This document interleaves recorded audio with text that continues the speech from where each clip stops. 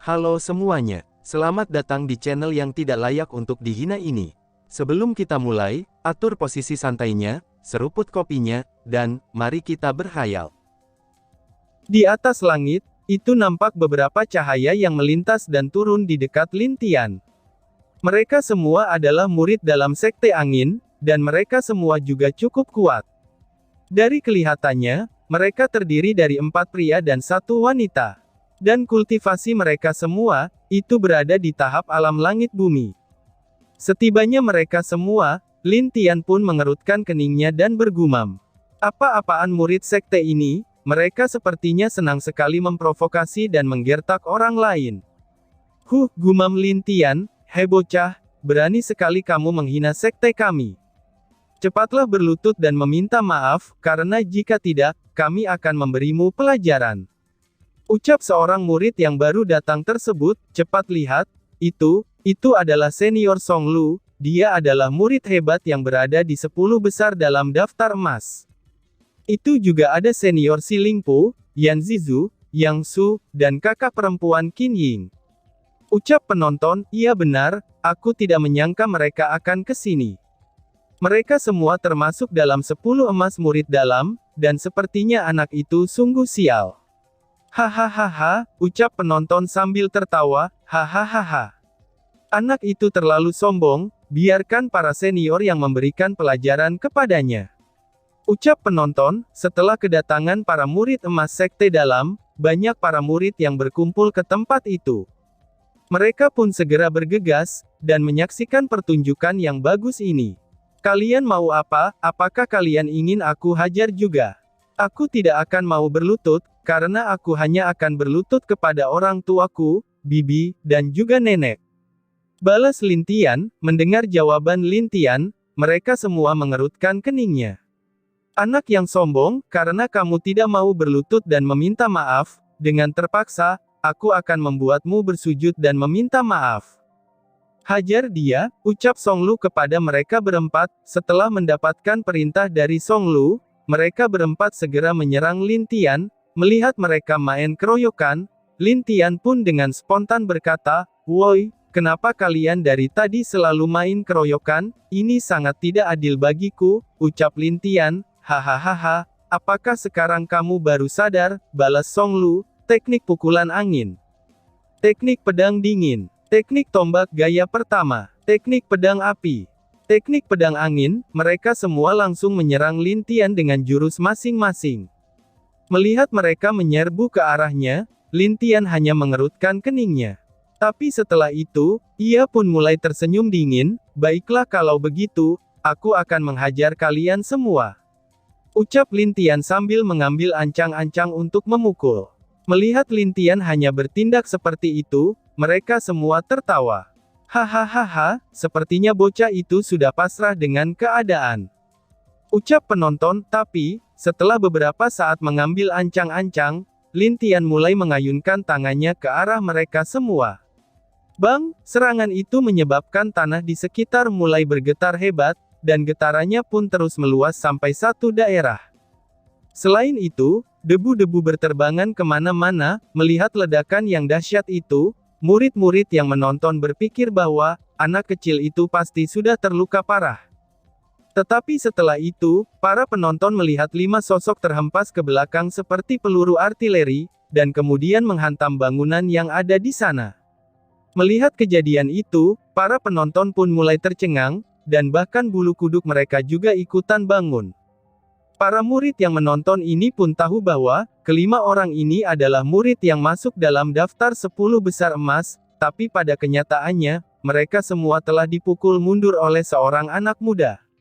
Setelah menerima serangan Lin Tian, Xing Lu dan beberapa murid lainnya segera memuntahkan seteguk darah segar. Bukan hanya itu saja, bahkan seluruh tulang mereka patah, dan organ tunggal mereka, organ tubuh mereka, itu terluka cukup parah. Syukurlah, kalian masih hidup, ucap Lin Tian sambil melihat pakaiannya. Setelah melihat pakaiannya yang kotor, ia pun menjadi kaget, takut, dan juga kesal. Gawat, pakaianku menjadi sangat kotor, aku akan menghajar kalian semua. Ucap Lin Tian dengan kesal, dia pun segera menempatkan kaki kirinya di belakang, dan kaki kanannya di depan. Dia segera melesat dengan kuat, dan bahkan tanah yang ia pijak ketika melesat, itu langsung berhamburan kemana-mana. Anjrit, udah kayak Saitama aja, hanya dalam sekejap saja, Lin Tian sudah tiba di tempat mereka berlima terbaring. Melihat Lin Tian muncul begitu saja di depan wajah mereka semua terkejut bukan main, hal itu bagaikan pocong yang nongol di depan muka orang. Jika Lin Tian menyerang mereka lagi, mereka dapat dipastikan akan pindah ke alam gaib. Tapi dengan tubuh mereka yang 95% telah rusak parah, mereka pun hanya memejamkan mata mereka tanpa daya dan upaya. Hentikan, ucap seseorang, tiba-tiba saja, itu segera terdengar suara seseorang untuk menghentikan perkelahian ini. Tapi sayangnya, Lin Tian sudah melancarkan pukulannya ke arah murid itu. Dan segera, seorang pria datang di depan Lin Tian untuk memblokir serangannya. Dengan gaya sok kerennya untuk menghentikan serangan Lin Tian, pria itu pun juga diterbangkan oleh Lin Tian. Ups, ucap Lin Tian sambil menutup mulutnya, pria itu segera terhempas dan menabrak bangunan-bangunan yang ada di situ. Melihat kejadian itu, murid lain yang hanya menonton pun membuka mulut mereka lebar-lebar. Wah, yang tadi itu siapa ya? Biarlah, salah dia sendiri, kenapa dia tiba-tiba saja muncul di depanku? Anggap saja barusan aku sedang memukul batu, gumam Lin Tian. Mendengar ucapan yang keluar dari mulut Lin Tian, itu menyebabkan para murid yang menonton dan murid yang terluka menyemprotkan darah dari mulut mereka. Bocah sialan, satu pukulanmu itu bisa membunuh kami. Teriak dari murid yang terluka. Setelah beberapa saat, pria yang dipukul Lin Tian segera berdiri dari reruntuhan. Apa yang sebenarnya kamu lakukan, dan kenapa kamu menyerang murid lain dengan kejam? Tanya pria yang baru dipukul itu dengan nada kesal. Sebenarnya, pria itu diperintahkan untuk membawa Lin Tian oleh tetua Zhu Qing. Tetapi dia tidak menyangka bahwa hal-hal ini akan terjadi setelah dia datang ke sini. Setelah menerima serangan dari Lin Tian, dia merasa anak muda ini sangat kuat dan juga aneh.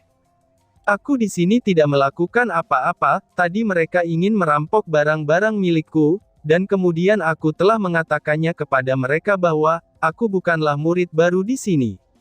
Aku berada di sini karena aku diperintah oleh tetua Zhu Qing untuk menunggu di sini, tapi mereka tidak mempercayainya. Karena aku dibuat kesal oleh mereka, dan akhirnya aku pun memukul mereka dengan pukulan terlemahku. Jawab Lin Tian dengan percaya diri, pukulan lemah apanya, pukulanmu itu hampir membuat orang mati. Balas murid yang menonton, diam, anak muda ini benar, dia bukanlah murid baru di sini. Dia berada di sini memang diperintahkan oleh tetua Zhu, dan juga menunggu tetua Zhu kembali. Bahkan kalian berani mengacau di tempat tetua Zhu, apakah kalian tidak memandang wajah tetua Zhu? Ucap pria itu kepada para murid sekte, karena pria itu tahu bahwa, merampok murid baru sudah hampir menjadi tradisi di sekte ini. Pria itu juga tahu bahwa, Lin Tian adalah tamu dari tetua Zhu. Dan pada akhirnya, pria ini meyakini kalau anak ini bukanlah anak yang sembarangan. Di dalam aula, tiba-tiba saja, seseorang berlari masuk ke dalam aula dengan sangat cemas. Ketua, bahaya, sesuatu telah terjadi. Sesuatu hal telah terjadi ketua, teriak orang yang lari tersebut.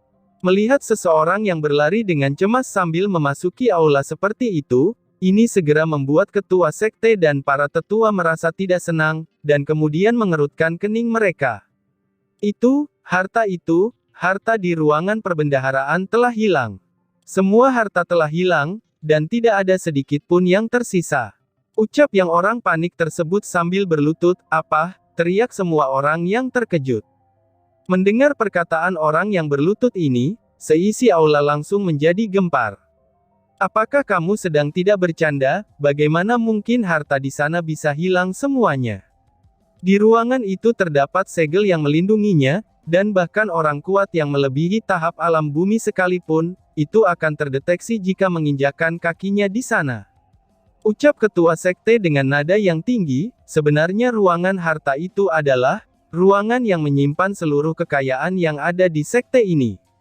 Jika harta yang ada di dalam ruangan itu hilang, tamat sudah riwayat sekte ini. Dan bahkan, itu akan menyebabkan leluhur mereka menjadi marah, dan mereka semua pasti akan dihukum. Tetapi yang tidak mereka sadari adalah, ketika mereka semua sedang panik, ada sesuatu yang bergerak di tangan mereka secara bergantian tanpa mereka sadari, harta yang ada pada mereka pun juga ikutan lenyap. Aku juga tidak tahu, rencananya, Tetua Long akan mengambil sebuah harta yang ada di sana, untuk melengkapi bahan penyulingannya. Tetapi ketika kami masuk, seluruh harta yang ada di ruangan itu telah lenyap. Tetua Long yang mendengar hal itu pun sangat terkejut, dan bahkan menyemburkan darah karena saking terkejutnya. Tetua Long juga tidak percaya akan hal itu, bagaimana mungkin bisa harta itu menghilang semuanya begitu saja. Jawab orang yang sedang berlutut itu, "Apa? Tidak, ini tidak mungkin." "Sekarang Tetua Long ada di mana?" tanya ketua sekte dengan gelisah.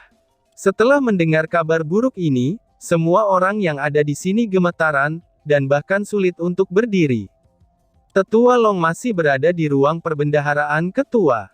Tetua Long sedang menyelidiki semua hal yang ada di dalam ruangan itu, dan berharap bisa mendapatkan petunjuk.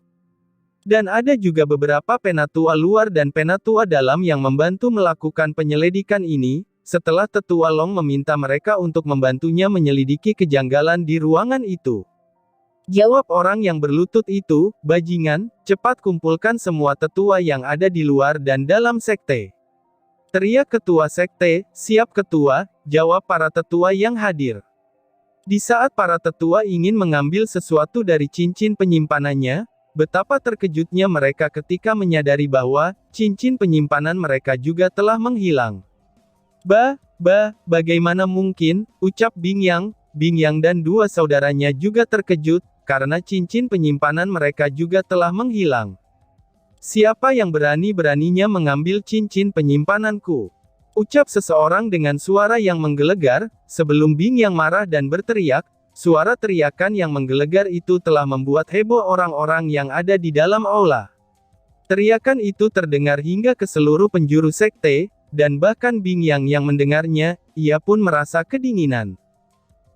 Tidak mungkin, bahkan cincin leluhur juga telah menghilang. Ucap seorang tetua, "Ini bukan masalah yang kecil, semua harta yang ada di sekte ini menghilang begitu saja." Ucap Bing Yang, ketua sekte, "Jangan-jangan, ini," ucap tetua Zhu Qing sebelum mereka sadar. "Apakah ini semua ulah anak itu? Jika ini benar-benar ulah anak itu, kita akan mengulitinya hidup-hidup." Ucap seorang tetua, mereka semua yakin akan hal itu. Itu karena, ketika anak itu masuk ke dalam sekte, semua harta tiba-tiba saja menghilang. Seorang pria parubaya tiba-tiba muncul di tengah aula. Karena aura dari pria parubaya itu, semua orang yang ada di dalam aula merasa kedinginan.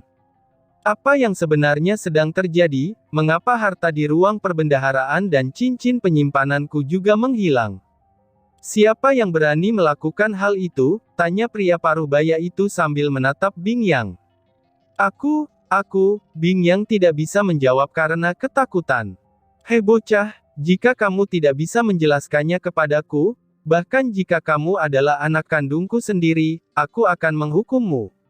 Ucap pria parubaya tersebut. Pria parubaya itu tidak lain dan tidak bukan adalah ayah dari Bing Yang, yaitu Bing Ye. Bing Ye merupakan salah satu leluhur dari Sekte Langit, dan juga mantan ketua sekte sebelumnya.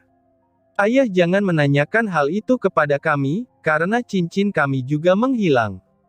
Jadi, bagaimana mungkin kami bisa menjelaskan ini semua kepada ayah?" Jawab Bing Yang. "Hah, cincin kalian juga hilang?" tanya Bing Ye dengan kaget. Mendengar jawaban dari anaknya, Bing Ye menjadi heran juga.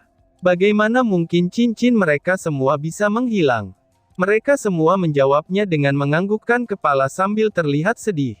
"Oh iya, ayah, mungkin saja ini semua disebabkan oleh anak yang baru tiba di sekte kami." Ucap Bing Yang. "Hah, cepat, kalian antarkan aku ke sana, aku sendiri yang akan menanyakan kepada anak itu." Ucap Bing Ye dengan kesal. Baik ayah, jawab Bing Yang. Setelah mengatakan itu, Bing Yang dan para tetua segera pergi untuk menemui Lin Tian. Cerita pun berpindah, kalian sendiri yang memintanya, dan aku juga tidak pernah memaksa kalian. Ucap Lin Tian. Setelah mendengar ucapan Lin Tian, para murid yang dihajar Lin Tian tidak bisa berbuat apa-apa, dan hanya bisa mengutuk di dalam hati. Apa-apaan bocah ini, dia menghajar kami sampai seperti ini. Selang beberapa saat kemudian, beberapa tokoh datang ke tempat Lin Tian. Ketika melihat murid-murid yang sudah babak belur, kemudian mereka semua memandang anak muda yang sedang berdiri di tengah-tengah murid yang hampir mati. Hei bocah, aku ingin menanyakan beberapa hal padamu. Tanya leluhur Bing Ye, ingin menanyakan apa, jawab Lin Tian. Pertama, apa yang sebenarnya terjadi di sini, tanya Bing Ye. Setelah mendengar pertanyaan Bing Ye, Lin Tian menjawab pertanyaan itu sesuai dengan kronologinya. Mendengar jawaban dari Lin Tian, para tetua segera mengerutkan keningnya. Baiklah, itu tidak masalah, karena itu disebabkan oleh perbuatan mereka sendiri. Dan pertanyaan yang kedua, apa tujuanmu datang ke sini? Dan apakah kamu ada hubungannya dengan menghilangnya harta dan cincin-cincin kami? Tanya Bing Ye, harta, cincin, apa maksudnya? Jawab Lin Tian yang berpura-pura tidak tahu. Kamu jangan berpura-pura tidak tahu, sejak kamu datang ke sini, tiba-tiba saja banyak masalah yang terjadi di sekte kami. Kata seorang tetua, masalah ya, Lin Pi, cepat ke sini.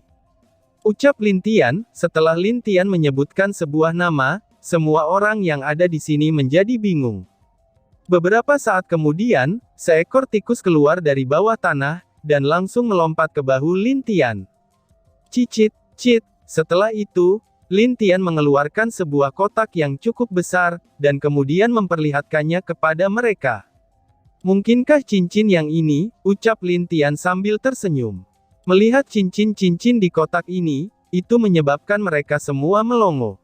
Bukan hanya itu saja, mereka terheran-heran ketika melihat tikus yang ada di bahunya Lin Tian.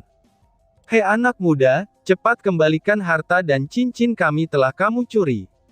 Ucap Bing Ye sambil mengertakkan giginya, dan bahkan melepaskan aura membunuhnya yang kuat.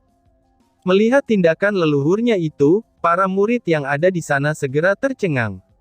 Benar-benar anak yang tidak kenal takut, berani-beraninya dia mengambil harta sekte, dan bahkan mengambil cincin penyimpanan para tetua dan leluhur. Ucap para murid, apakah kalian juga ingin menggertakku? Awas saja kalian, aku akan mengadukannya kepada nenek. Ucap Lin Tian sambil marah dan mengancam. Mendengar ucapan Lin Tian, itu semakin membuat mereka kesal. Nenek pantatmu, kamu yang mengambil barang-barang kami, kenapa kamu yang malah menggertakku? Hei anak muda, nyalimu besar juga ya, baiklah kalau begitu, aku akan menangkapmu. Ucap Bing Ye, ayah, tunggu, teriak Bing Yang, tapi teriakannya sudah terlambat, karena ayahnya sudah bergegas menuju ke arah Lin Tian.